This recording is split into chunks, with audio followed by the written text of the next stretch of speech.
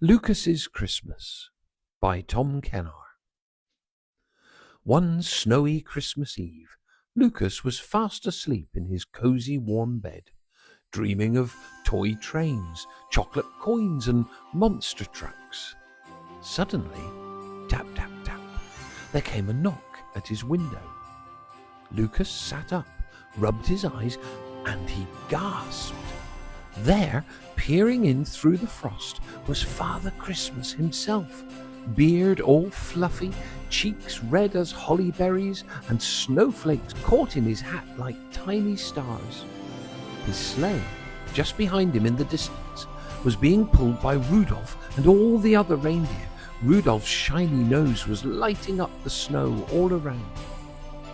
"Lucas," Santa whispered, "I need your help, urgently. Elf Nibblenose has caught a terrible cold. He's sneezing so loudly it's scaring all the reindeer. I can't manage the deliveries on my own. Will you come?" Lucas nodded so fast that he nearly nodded his pajamas off. "Yes, please."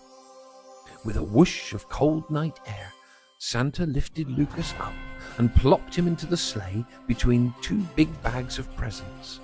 The reindeer jingled their bells in welcome, and then whoosh, off they zoomed into the sky. "Hold on tight," Santa laughed, steering them through the stars. "We've got a busy night ahead." At the first house, things went, well, slightly wrong. Santa landed on the roof, adjusted his belt, winked at Lucas, and then dived head first down the chimney. Or rather, he tried to. There was a loud shrip and a muffled "uh-oh," and then two big black boots started wriggling hopelessly in the air. "Lucas," came Santa's voice, echoing from somewhere deep in the chimney. "I appear to be stuck." Lucas grabbed Santa's boots, dug his heels into the snow, and pulled with all his might. He pulled so hard his cheeks puffed out. He pulled so hard his pajamas nearly became a scarf. And with a mighty pop, out shot Father Christmas like a cork from a bottle, tumbling head over heels into a snowdrift. Santa sat up, shook soot from his beard, and said, "Well, that chimney needs to consider its attitude to me." Lucas giggled so much that his tummy hurt. At the next house, they had another problem. As Santa opened his sack, a bright red present suddenly sprouted magical legs, little wiggly ones, and it started sprinting around the living room like a naughty puppy. "Come back," Santa groaned. "Oh, it's always the lively ones." Lucas leapt after it, diving over a sofa, skidding under a table, and finally catching it just before it tried to escape through a cat flap. "Got you!" Lucas cried triumphantly. Santa tied a ribbon round the box to keep its legs from wriggling any more. "Good teamwork," he said, patting Lucas on the shoulder. "Couldn't have done that without you." After many more houses, the stars felt quiet and thoughtful above them. Santa looked out over the sleeping world, and his smile faded a little. "Lucas," he said softly, "you've been wonderful tonight, truly. But there is something important I want to show you. Something many people are starting to forget." With a gentle flick of the reins and a swirl of golden light, the sleigh turned, but not in space. It turned back in time. The air grew warm. The stars changed shape. The snow vanished.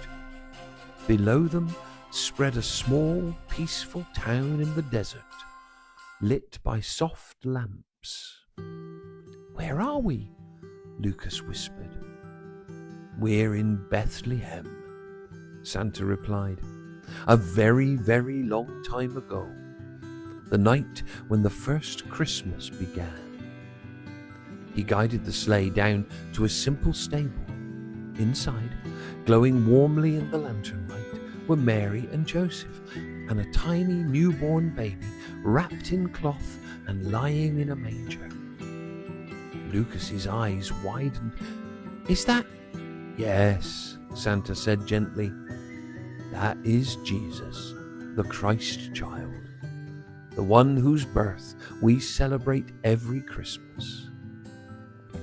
Lucas watched the quiet love in the stable, Mary smiling softly, Joseph watching protectively, the baby breathing peacefully in the straw. Santa sighed, a deep, sad sigh. "I try my best, Lucas. I try to spread joy and kindness. But sometimes I worry that people think Christmas is only about presents, when really it's about love, about caring for one another, about living the way Jesus taught us, full of kindness, sharing and hope." Lucas nodded slowly. "I understand." Santa smiled down at him, eyes twinkling again, but softly this time. "I knew you would." With another swirl of golden magic, they were soaring back through time, the warm desert giving way once more to the snowy rooftops of Lucas's hometown. The sleigh landed quietly outside his house. Santa lifted Lucas gently into his arms and carried him to his room. He tucked him into bed with surprising tenderness for someone with such big, mitteny hands. "Lucas," Santa whispered, "promise me you'll never forget what you saw tonight." "I promise," Lucas murmured sleepily. "Christmas is about love and Jesus and being kind." Santa smiled, brushed a speck of soot from Lucas's nose and said, "That's my boy." He pulled up the blanket, turned to leave, and paused at the door. "Thank you for helping me tonight," he said. "You saved Christmas in more ways than one." And with that, he vanished in a soft shimmer of snowflakes, leaving Lucas warm, safe, and dreaming of a Christmas full of wonder, kindness, and love. The end.